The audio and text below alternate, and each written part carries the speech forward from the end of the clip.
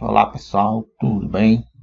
Vamos lá para mais uma aulinha da nossa quarentena. Hoje nós vamos começar a ver as leis de Newton. Essa primeira aula é uma aula bem curtinha, só introdução, tá? E a segunda aula é um pouco mais longa e vamos resolver muitos exemplos para vocês entenderem.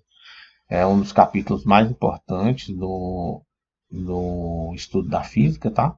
Então dê bastante atenção para isso aí.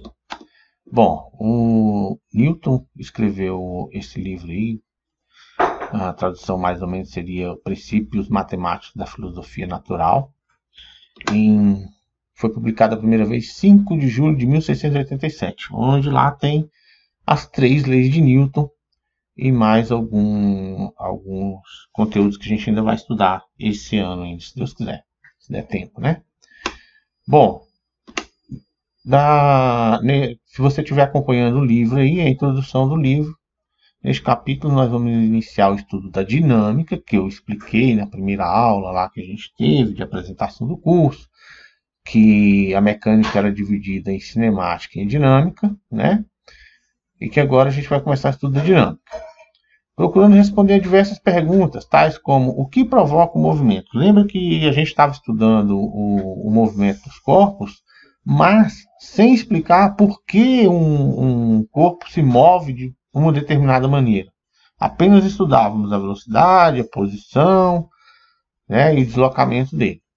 Agora, nós vamos começar a entender por que um corpo se move de tal forma, por que um corpo para, por que ele acelera, beleza? Quais são as causas de variações observadas, enfim. Vamos dar sequência aí. Acho que está repetido. Olha, uma das coisas que a gente vai precisar entender é força. A princípio, nós não vamos definir com exatidão, com rigor, perdão, nós não vamos definir a força com rigor científico, físico ou matemático, tá? A princípio eu quero que você entenda o seguinte, olha ali, nós temos exemplo de pessoas aqui exercendo força, tá? Ela está puxando um carro, exercendo uma força numa corda, o outro está empurrando um carrinho, exercendo a força aqui nas hastes. Temos aqui uma locomotiva que arrasta um vagão, exercendo força aqui no engate. E temos a água fazendo uma roda girar aqui, exercendo força aqui nessas cubas, tá? Então, entenda uma força, a princípio, como sendo um empurrão ou um puxão, tá? No próximo capítulo, a gente vai definir fisicamente, matematicamente, o que vem a ser uma força, tá? Por enquanto, eu quero que você entenda isso. O peso de um objeto é uma força, beleza? O peso que um objeto tem é uma força. E essa força, o peso de um objeto é a força com que a Terra atrai esse objeto. Então, o peso de um objeto é a força com que a Terra atrai esse objeto. Aqui nós temos um exemplozinho, olha. A Terra está sempre atraindo os corpos para ela, ó. Tá? Tanto o corpo do macaquinho aqui, quanto o corpo dos cocos. O que acontece? Nesse coco aqui chegou uma hora que a força que a Terra atraía ele era mais forte que a força que o galinho dava conta de segurar. Então o galinho se rompeu e o coco cai aí na cabeça do macaquinho, beleza? Por causa do quê? O peso. O peso, o que é o peso? Peso é a força com que a Terra atrai um objeto para ela, beleza? Outros exemplos de força aqui, ó. Você pode fazer isso aqui na sua casa. Pega um pente, esfrega ele aí no tecido de algodão, de lã, esfrega bastante. E com o cabelo seco, tá? Aproxima ele do seu cabelo que você vai ver os cabelos arrepiarem. Você já pode ter percebido isso quando passa com o braço perto de uma TV e os cabelinhos dos pelos dos braços se arrepiam, tá? Isso é uma força, a força eletromagnética que vocês vão estudar, força elétrica que vocês vão estudar lá no terceiro ano, né? Aqui um outro exemplo é do ímã, a força magnética que atrai os corpos para ela. Então, ó, nos exemplos que a gente viu anteriormente, são forças de contato. Precisa que um corpo toque no outro, entre em contato com o outro para que a força seja exercida. Esses 3 exemplos aqui, ó, são exemplos de forças de atuação à distância. A força com que a Terra atrai os corpos, tá? O peso de um corpo é uma força de ação à distância que nós ainda vamos estudar esse ano, que é a força gravitacional. Aqui a força magnética e a força elétrica. Medida de uma força. Tudo na física precisa ser medido, tá? E para medir alguma coisa, a gente precisa criar uma unidade.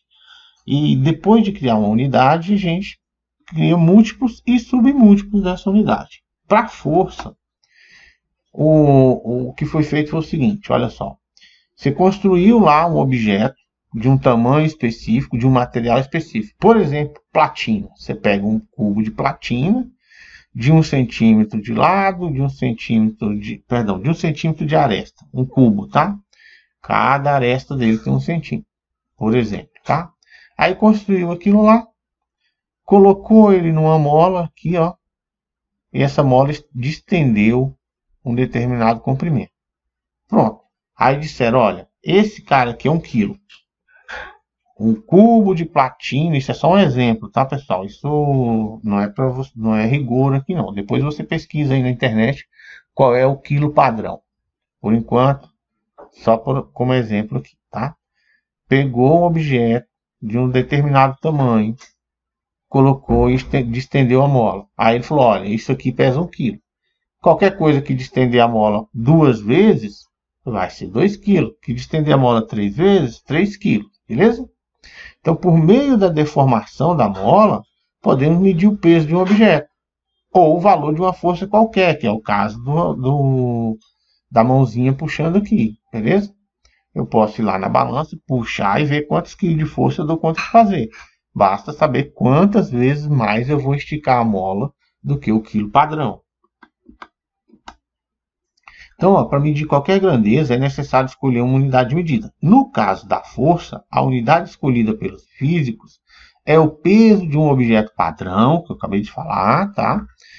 O quilograma padrão, que se denomina 1 quilograma força. 1 quilograma força, tá? Ó, lembra-se que isso aqui não é a medida da massa, a massa é medida em quilograma. 1 quilo de feijão é 1 quilograma. Qual é a força? 1 quilograma força. Então, ó, balanças de molas, como os de algumas drogarias, são na realidade dinamômetros. Um dinamômetro nada mais é do que um objeto de medir força. Se a balança indica, por exemplo, 60 quilos, significa que seu peso é de 60 quilogramas força. Isto é, você é atraído pela Terra com uma força de 60 quilogramas força. O quilograma força é o peso quilograma padrão ao nível do mar a 45 graus de latitude. Olha, o peso muda, tá? Dependendo de onde você está no globo terrestre e da altura que você está também. Mas muda muito pouco e a gente vai ver isso quando estudar a gravidade, tá bom? Por enquanto, o que você precisa entender é que varia de um local para outro. Mas é muito pouco também, tá? Outra unidade muito usada na medida de forças é o Newton. Na verdade, essa é a unidade padrão, tá, pessoal? Do SI. O Newton. Mas, por enquanto, nesse capítulo a gente vai usar o quilograma força aqui. E mais para frente nós vamos entender por que o autor do livro escolheu usar o quilograma força. A maioria dos livros hoje nem utiliza mais esse quilograma força. A sua definição será dada posteriormente. Por enquanto, basta saber ó, que 1 quilograma força é igual a 9,8 newton. Portanto, a força de 1 newton equivale ao peso de aproximadamente 100 gramas. Tá? 1 newton equivale a aproximadamente 100 gramas. E 1 quilograma, 9,8 newton. 10 quilogramas é só multiplicar por 10 também. Tá? 98 quilogramas, 98 newtons. Multiplicar por 100, 100 quilogramas força, 980 newtons. Só fazer uma regrinha de 3 quando precisar. Força e movimento. Aristóteles. Olha só, aqui nós vamos ver um pouquinho de como a ciência se desenvolve. Aristóteles foi um dos pensadores mais importantes da humanidade. O cara era fera. Pensava muita coisa, mas também cometia erros. Olha só o que ele pensava. Ó. Um objeto só poderia permanecer em movimento se existisse uma força atuando sobre ele. Se o objeto estivesse em repouso e nenhuma força atuasse sobre ele, esse objeto permaneceria em repouso. Faz sentido? Óbvio que faz sentido, né? O cara era esperto, era inteligente, ele não ia pensar uma coisa que não faz sentido. Então, você observa no seu dia a dia, você olha para o seu livro, para a sua garrafa em cima da mesa, ele está em repouso. Aí você vai lá, empurra ele, e ele começa a se movimentar. Você tira a mão, ele para de se movimentar. No entanto, não era tão difícil questionar o pensamento de Aristóteles. Por exemplo, quando você arremessa um objeto, no momento que o objeto sai da sua mão, não tem mais força agindo sobre o objeto. No entanto, o objeto continua se movimentando. E depois ele vai bater em alguma coisa e vai parar. Beleza? Então, você podia questionar Aristóteles. Falar, peraí, não é bem assim. Sua mão parou de exercer força e o objeto ainda continua se movimentando. Você poderia não ser capaz de explicar, mas seria capaz de contestar o Aristóteles. Depois veio Galileu. Estudando a força em movimento, Galileu fez vários estudos, tá? Ele fez experiências e concluiu que o objeto parava após cessar o empurrão, em virtude da ação do atrito. E não porque a força parou de exercer sobre, por exemplo, quando você empurra o livro, tá?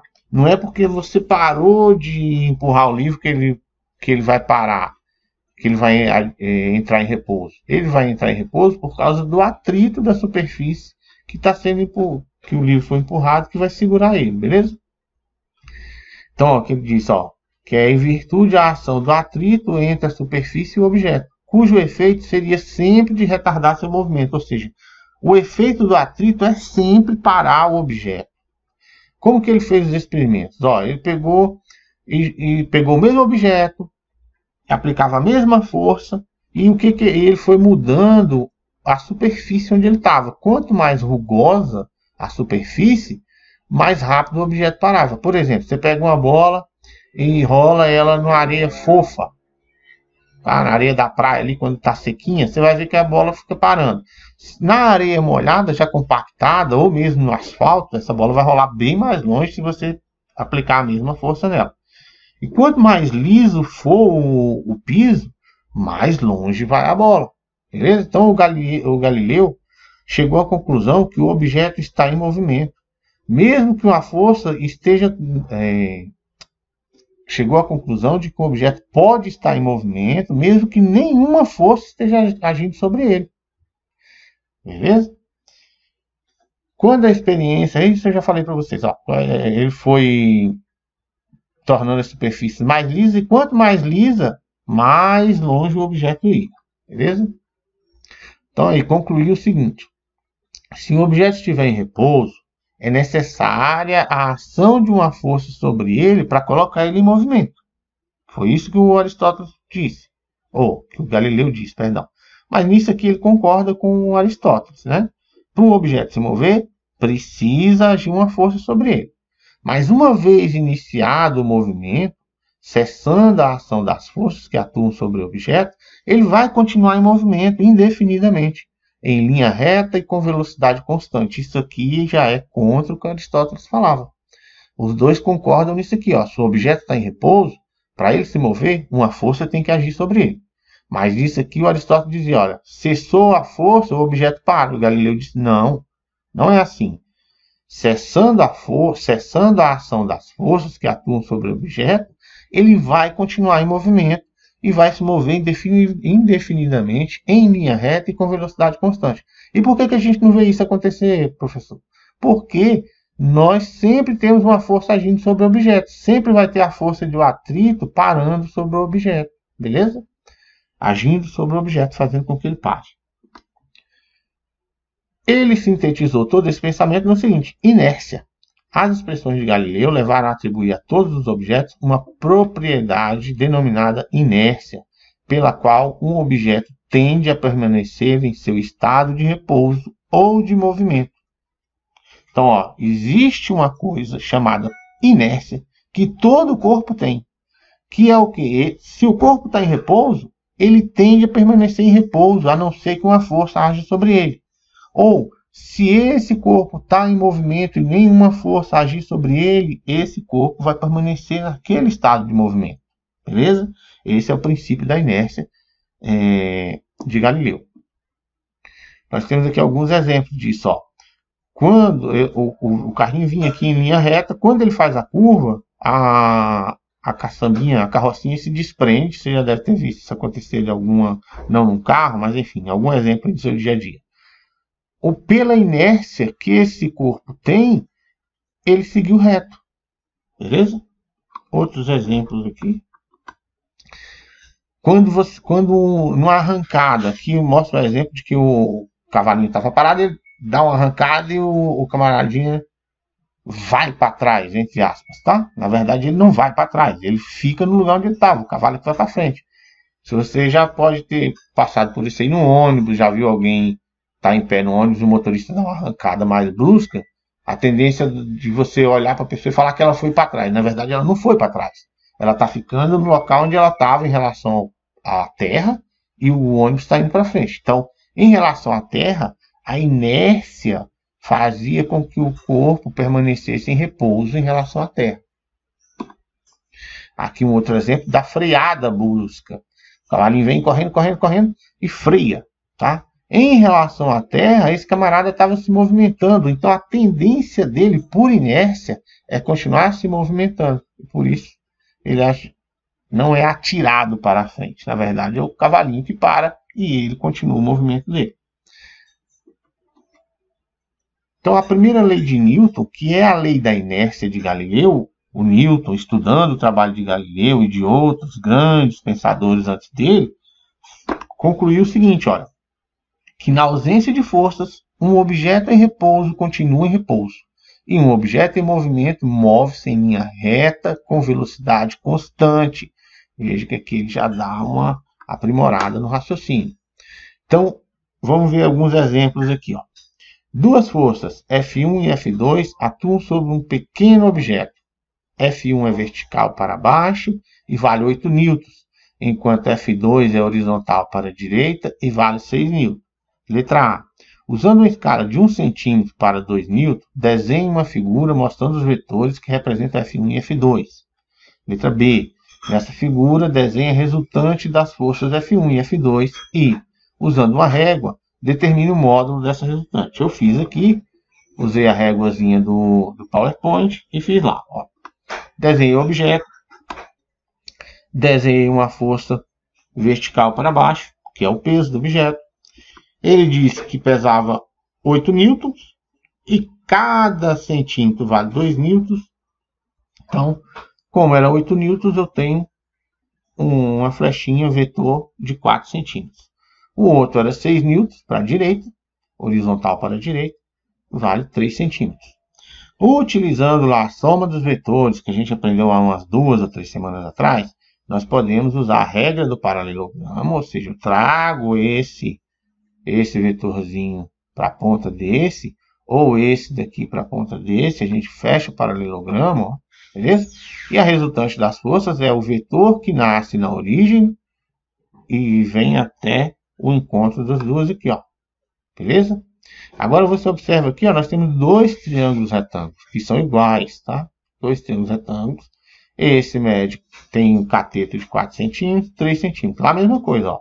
Cateto de 3 centímetros, 4 centímetros. Então, você pode pegar qualquer um dos dois triângulos retângulos aí e, pelo teorema de Pitágoras, encontrar o valor da resultante aqui, ó, que é de 5 centímetros. Como é que era o teorema de Pitágoras? A hipotenusa é igual à raiz quadrada dos quadrados dos catetos. Ou melhor, era mais conhecido como o quadrado da hipotenusa é igual à soma dos quadrados dos catetos. Você vai fazer a continha aí. 3 ao quadrado dá 9. 4 ao quadrado dá 16. 16 mais 9, 25. A raiz de 25 é 5. Você sabe qual é o peso de uma força? Você sabe que seu peso é uma força vertical dirigida para baixo. Qual é o corpo que exerce essa força sobre você? Essa você sabe. Qual é? Responda, responda. Muito bem. Se estiver errado, vai ficar de castigo de joelho no milho. Que essa não pode errar não, hein? É a terra. Na linguagem diária, uma pessoa lhe diz que pesa 100 quilos. Beleza. De acordo com o que aprendemos nessa sessão, você deve entender que essa pessoa pesa quantos quilogramas força. Então, na verdade, 100 quilos não é o peso. Qual é o peso? 100 quilogramas força, tá? Quantos newtons vale? Ora, lembra que cada newton, ou que cada quilograma força vale 9,8 newtons. Então, se aquele multiplicou por 100, é só multiplicar por 100 esse lado também, ó. Então, esse multiplicou por 100, esse multiplica por 100. Anda vírgula duas casas, 980 newtons, beleza? Outro exemplo. A figura abaixo mostra uma maneira usual para fixar com firmeza o martelo em seu cabo de madeira. Aplicando o conceito da inércia, procure explicar o que ocorre com a cabeça do martelo. Então, dá uma pausa no vídeo. Antes de eu explicar, explica você aí. Então, vamos lá. Olha, o martelo, com o conjunto aqui, cabo e martelo, está em movimento para baixo, certo? Até que o martelo o cabo do martelo bate aqui na madeira, certo? Ele para repentinamente. Qual é a tendência por inércia do martelo? Continuar em movimento, permanecer no seu estado de movimento até que uma força faça com que ele altere esse estado. Então, ó, o martelo tenta continuar em movimento, mas o atrito entre o metal e a madeira faz com que ele pare, mas isso encaixando cada vez mais no cabo de madeira. Beleza? Então é isso, essa aula curtinha, aula introdutória, para a gente entender um pouquinho aí da inércia. Próxima aula é um pouquinho mais longa e já tem algumas continhas para a gente fazer, tá bom?